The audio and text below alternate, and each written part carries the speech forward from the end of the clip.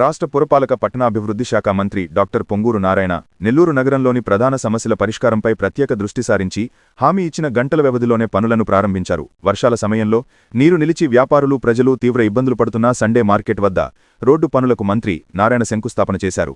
కాలువలపై ఆక్రమణదారులు సహకరిస్తే పూడిక తీయించి వర్షపు నీరు సజావుగా వెళ్లే విధంగా చేస్తామని, తద్వారా సండే మార్కెట్లో మరోసారి నీరు నిలిచే అవకాశం ఉండదని మంత్రి స్పష్టం చేశారు. 1,02,00,000 రూపాయల అంచనా వ్యయంతో ఆత్మకూరు బస్టాండ్ అండర్ బ్రిడ్జ్ వద్ద రోడ్డు నిర్మాణ పనులకు మంత్రి శంకుస్థాపన చేశారు. రద్దీ ప్రాంతం కావడంతో ట్రాఫిక్ సమస్య తలెత్తకుండా తొలి విడతగా వన్ సైడ్ రోడ్డు పనులు చేపడుతున్నామని, వీటిని 44 రోజుల్లో పూర్తి చేసి డిసెంబర్ 31న ప్రారంభిస్తామని హామీ ఇచ్చారు.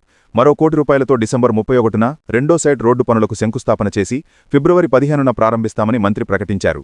ఇచ్చిన ప్రతి హామీని సకాలంలో నెరవేరుస్తామని మంత్రి నారాయణ స్పష్టం చేశారు. నెల్లూరులో కూటమి ప్రభుత్వం చేస్తున్న అభివృద్ధికి ప్రజలు సహకరించాలని ఆయన కోరారు. ఈ కార్యక్రమాలలో స్థానిక టీడీపీ నేతలు పాల్గొని మంత్రికి ఘనంగా స్వాగతం పలికారు.